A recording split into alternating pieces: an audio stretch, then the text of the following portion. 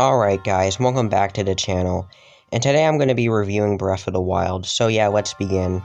So the story of this game is that Link wakes up 100 years later in a slightly destroyed Hyrule, and has to get his memories back and stop Ganon. I think it's an okay story, not amazing, but an okay story. The characters in this game are really good. I'm mostly going to talk about the champions. The champions are really good. I just wish we got to know them more. Like, you only see them in like a few cutscenes. And it would have been nice to see the champions, talk to each other more. You only see them in like 2 cutscenes together, all together. And then in some cutscenes, it's just you get to see one of the champions interacting with Link. But for the most part, they're good characters. It just would have been nice to just, know more about them. Now let's get into the gameplay of this game. The gameplay of this game is it's really good. Like, you have this giant open world you get to explore, and many things go on in this open world. There's enemies. There's like some dragons flying around that you can fight. Like, the overworld is just mega huge. Like, so good. Like, lots goes on, and it's just so good seeing how Link can interact with the world and around him. You can ride many animals in this game, like horses, like these sand seals, and many other animals. It's pretty good. I really like the enemies in this game.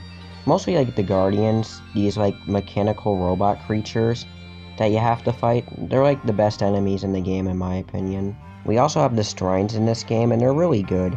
They have some really good puzzles and things that make you have to think at points. I'd say the first 4 are pretty easy, but then they start getting harder when you find more of them. You also have the Divine Beast, which are just basically the shrines but bigger, and they were controlled by the champions of this game. I really like them.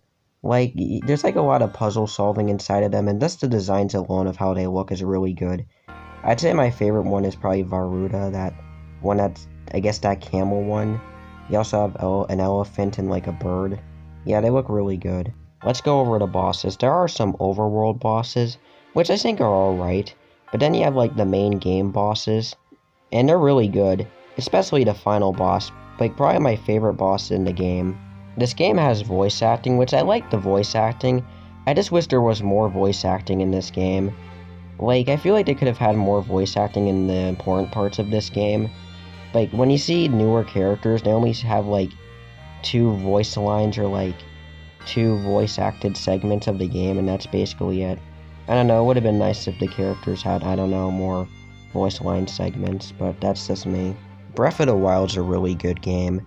I don't know if I would say it's the best Zelda game, because I've only played like this game and like Skyward Sword. But yeah, it's a really good game. Sorry this review was pretty short. I'd recommend going to watch Arlo's review on the game. It's a long video, but I'd recommend watching it in segments. But yeah, that's all I gotta say. I'm gonna give this game a 9 out of 10, and yeah, play Breath of the Wild. Bye.